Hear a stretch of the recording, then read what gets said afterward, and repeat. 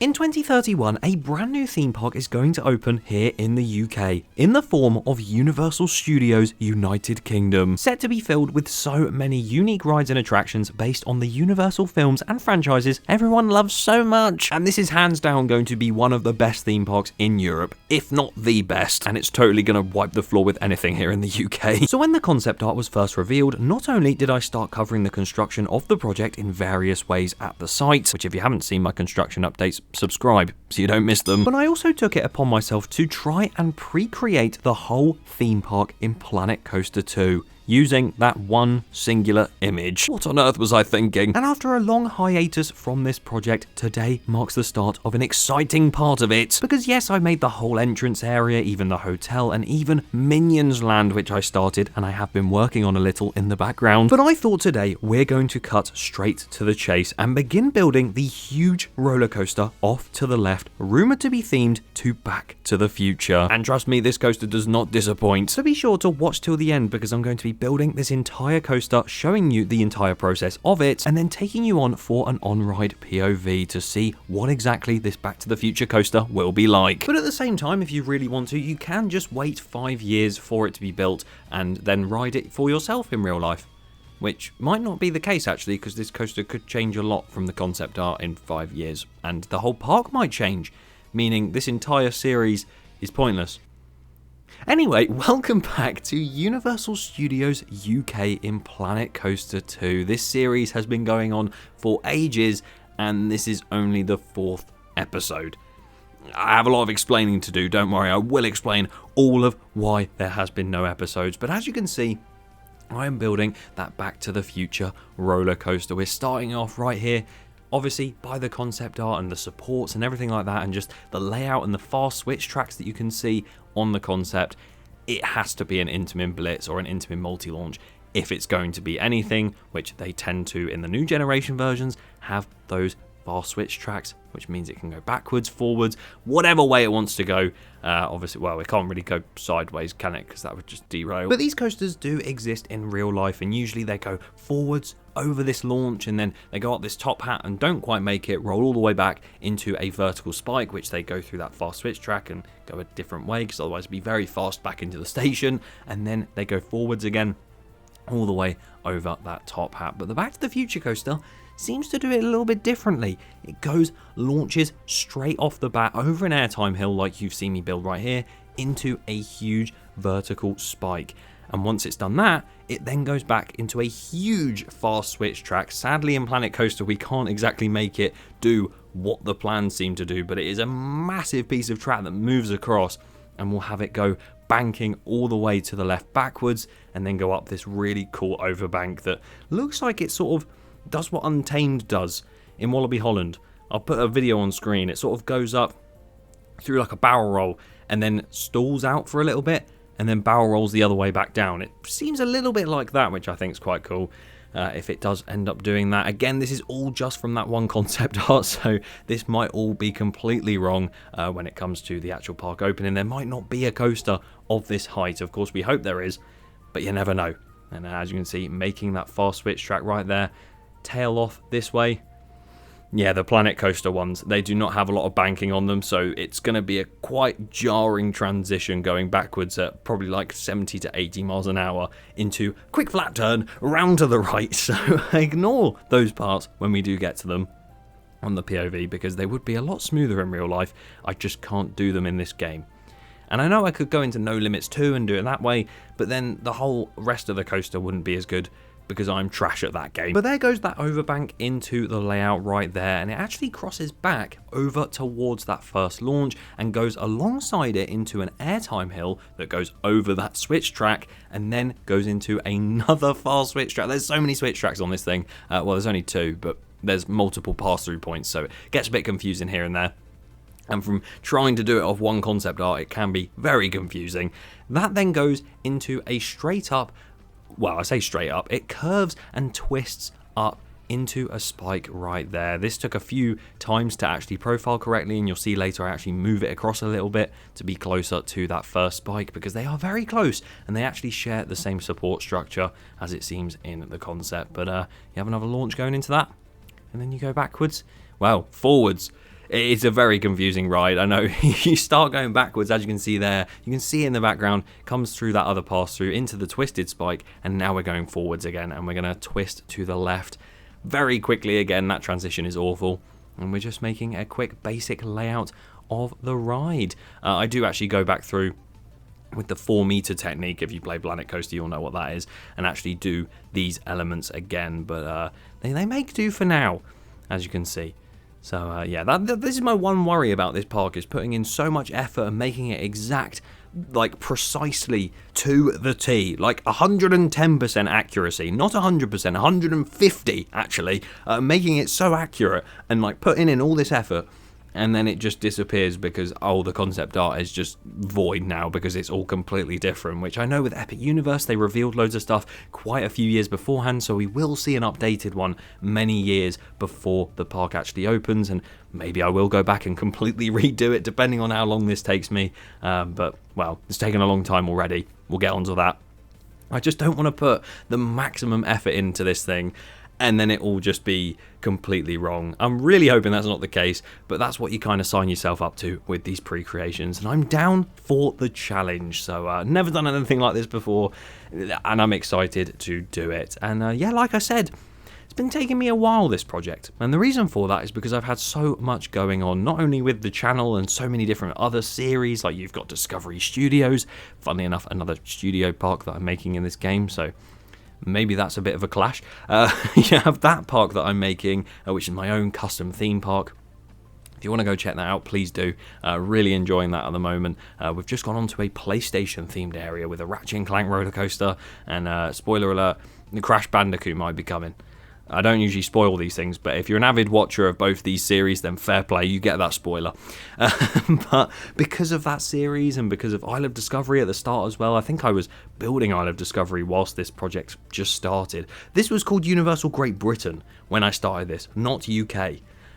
It's been so long, and the reason for that is just I've been so busy, and loads of stuff I will talk about very, very soon. It's all very exciting for the future of this channel. But yeah, I just haven't had the time, and recreations do take a lot more time than just making your own stuff, because you can make your own things as detailed as recreations, but you have to try and make them to a T, to that 150% accuracy, and with one concept art as well, it can prove quite difficult. But there's the layout. The layout is pretty much done. It ends off with those two sort of loops there, and then goes into a corkscrew / barrel roll, round into the brake run. It's a very long brake run. I do actually stick a fake station on the end of that because for some reason the stations just aren't working with this coaster. It just doesn't work, and I'll show you that in real time, but we'll get past that at some point, I hope. And then here goes the support structure on that huge spike. Yeah, this spike has the potential to be very tall, like it could be 300 foot, which would be the tallest in the UK, of course, or it could literally be around 250, 260 feet, something like that. That would still be incredible for the UK, and the fact that Universal come in and they just wipe the floor with everywhere anyway, and then they go and take these height records and stuff, it would be so funny to see, and I'd be so down for that. And it's just so exciting knowing that we've got this coming, and I know it is 5 years away, but that will fly by, I can tell you that for free. I'm going to be down at that construction site so much that it's all just going to feel like a blur. I'll be sat there on opening day in my field shoes thinking, wow, how's it been 5 years since I was yapping to my microphone about how short but long away 2031 is, and I was building the Back to the Future coaster, which is probably no longer in the park, and it looks completely different and a completely different colour scheme and layout and everything. And has it been that long since I was going round the field and sort of trying to snoop in as much as I could from the public footpaths and everything? And then, yeah, it's going to be the opening day of it, and I really can't wait. It's the biggest thing to happen in the UK theme park industry, and probably the biggest thing in the European theme park industry since Disneyland Paris. And I just think, I know I keep talking about it, covering it in different ways and everything like that, but it's just so exciting, and I feel like a project this big, I need to cover it as much as I possibly can, which is why when I do say about the fact there's exciting things coming for the channel and I need to talk about everything soon, and it's all very exciting, like I said, When I do talk about all that, you'll realize how many more videos I can actually make and how many more different things I can do, which is why I then said that Universal sort of construction updates, they will be a main part of the channel, but they will just slot in between normal videos. They won't just take over entirely, which I know they might seem like they are now. I think I did 3 updates in January. I know one was supposed to be a field episode, so I won't count that, but 2 episodes of a construction series in January when all that's really happened is some diggers are on site. Hopefully there's a bit more happening soon so I can cover it, but yeah, they will be slotting in between normal videos very soon. And if you have any video ideas, let me know. There's so much potential going forward, and I'm really excited to share with you why that is. But here we go then, just reprofiling that spike. I feel like I go away from these series for so long that I just end up yapping about everything other than what I'm doing on screen. So here I am, building that support structure again. And the reason I moved that across is because, like I said earlier, it actually seems like that support structure is shared between the 2 spikes, and you can see these like little bits like what I'm building here sort of springing out, is that the word? Sprawling out of the main coaster support structure, holding up that twisted spike. So I thought I'd do that, and there you go, just going in now. And yeah, it's been a lot of fun building this coaster and being in this park again. Of course, like I said at the start, I have been focusing a lot on the Minions land, which is not really coming together yet, but there are parts of it that are a lot better than they were when I first started building it. And I've been sort of going through, trying to do that. This episode was actually going to be of the Minions land, but I thought it's been away for so long, this whole series.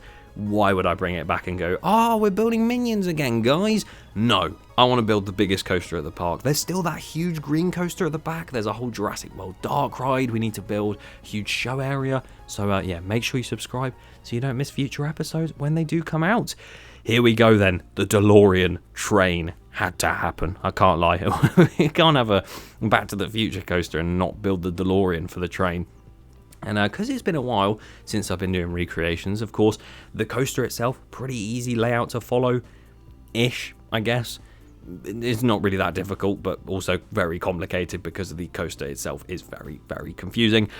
As you can see, I'm trying to recreate the DeLorean, and at first it looks terrible. This looks awful right now, and it looks really like the lights don't look like lights. And then I found this nice little vent decal that goes in the center, and I thought, actually, let's redo those lights and make them look a little bit more colourful and like they fit in a little bit more. So I found this toy box thing, put them in, and then it looked even worse. So luckily I managed to find some really nice pieces using these floodlights actually that would actually go right above if I want to do that. No, that also didn't work. You can tell it's been a while since I've done recreation stuff because I'm not exactly the best at it anymore. I wasn't the best anyway, I don't know what I'm talking about.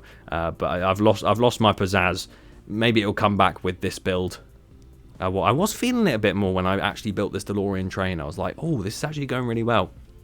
But there are those lights, look a lot nicer. I quite like the sort of, it doesn't look overly clean, you know. It doesn't look like it's a brand new DeLorean. It looks like it's traveled those times, you know, that they have, and it's been covered in all this dirt and like the frost over and everything from traveling through time.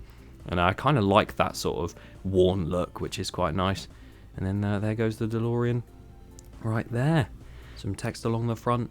I think it works really well, you know. It doesn't bespoke, like I said, look like a brand new DeLorean, but you can tell that's what it's supposed to be and that it is a bit worn, and I kind of like that. I still need to do the back of the train because I was thinking, what is it about the DeLorean that's so well, the one in the Back to the Future franchise, what is it that's so fancy at the back? I need to make something on the back of this. So I did put the flux capacitor in, which you can actually find on Stardust Races at Epic Universe. Don't really know why they did that, but it's kind of cool. So you can actually find that. But I also need to put like the huge, I don't even know what they are, the back of the DeLorean with the like brake lights and everything, and obviously the outer time number plate, and the huge, I don't know what they are, like I just said, I'm repeating myself, sorry. It's like these huge like vent ducts type thing. Need to put them on because that is iconic. That'll look really cool on the back. So I need to do that at some point. But as you can see, putting some flooring in, because why not? And yeah, it looks really nice from the front. And then we just start putting some wires in, because obviously this ride, if it doesn't go 88 miles an hour in real life, I'll be verily See, I don't even speak English in these things anymore. I will be truly upset if they do not make it go 88 miles an hour. It's kind of got to, hasn't it? Like, if it goes to that 200 odd feet or 300 feet, it will reach 88 miles an hour. I think they'd be silly not to do it. I mean, they could just say that it reaches 88 on the ride. Like, you have a little speedometer in front of you that shows you, oh, you're going 88, and just sort of make it a bit fake. I think that would work fine as well, but it would be amazing to actually see them make it go 88 miles an hour, and it would be absolutely incredible. Just hearing the Back to the Future theme as you come around the corner in the first little pre-show bit that I assume they'll have. Oh, it's going to be incredible. And of course, after this entire episode, the next one, we will be making a lot of the Back to the Future theming, which is, of course, that main square where you've got the town hall that gets struck by the lightning and everything like that. It's going to be amazing, that entire town area. Oh, I can't wait to build it. And I know we have skipped out the Paddington area. I don't care. We'll get back to that at some point, as we're going to go back into real time right now. And here we are then. I won't keep you too long within this area because obviously we haven't really focused on any of this. But of course, if you did miss the first few episodes from what feels like a year ago now, this is what we built. Of course, you can see the Universal globe spinning and the Universal Studios UK entrance. I was kind of right with that. I didn't actually write Great Britain. I kept it as UK. Someone asked me the lottery numbers. And we've also got this entire like Main Street-esque entrance plaza, like the Hollywood style walk.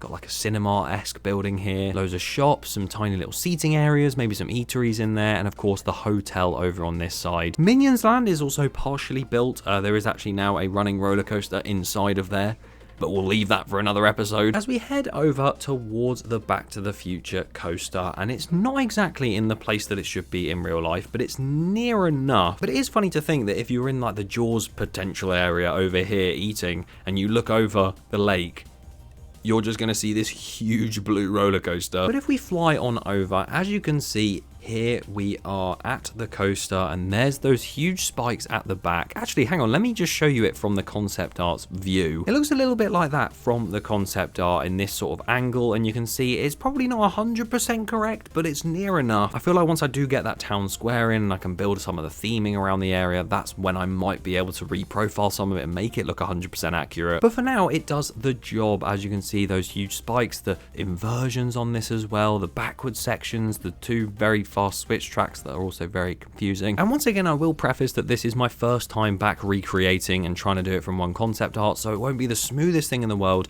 especially with these switch tracks, because Planet Coaster, what are you doing, man? But I did give it a good go. As you can see, here goes the coaster over that airtime hill, through the first switch track, up into that very tall spike. Of course, it doesn't reach the very top because it would derail, and that would be bad. But it comes back down, and there's the yeah, let's not talk about that. Backwards into this huge stall.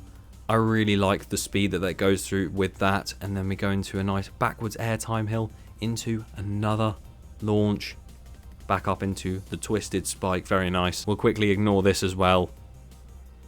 Oh, that one wasn't as bad. Okay, we'll allow that one. As you can see, it then goes into this really cool dive loop, followed by an Immelman. And then it heads into the final inversion on the ride.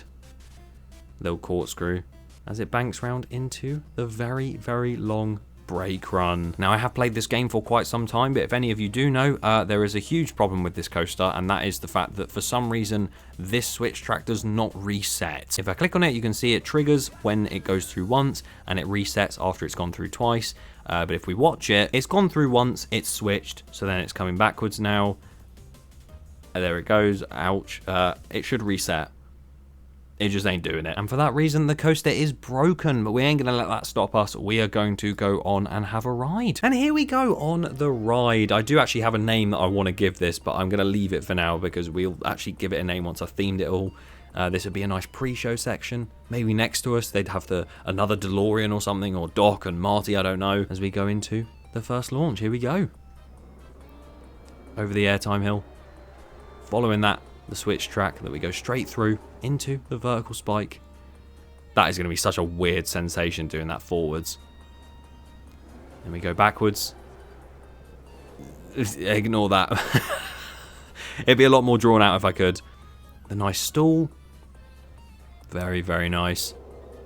A good speed. Could be a little bit faster, I guess. An airtime hill, that'd be really nice as well. Into that twisted spike. Look at that. Not as impressive when you're further forwards, but I'm sure at the back it's quite cool. Again, ignore that. The dive loop. Very nice. I reprofiled this section so it's a bit smoother. And then we go into that final inversion. And head round into the brake run. There you go. But I'm pretty happy with how this coaster layout has worked. It seems to go quite slow through there occasionally and speed up a few times. But we'll make it work for now as it goes up into that spike. Yeah, I quite enjoyed that. Actually, let's see what the view is on the back of that train. Yeah, look how high up this spike you go. Proper twisting all the way around. And then back down again. That's really cool. But yeah, that is the Back to the Future coaster. Again, in real life, it might be completely different, or if it does follow this layout, it might be a little bit faster, slower, rotating, who knows. But that's what I've created, and I really hope you guys did enjoy this episode. And next time, I'm going to be building all the theming in the town square, or going onto the Minions Land again. So, who knows what it'll be? Well, I do. Hopefully it doesn't take as long as this episode has to come out since the last one. And again, I hope you all enjoyed. Subscribe so you don't miss future episodes and the future construction updates on this very exciting theme park coming to the UK. Goodbye.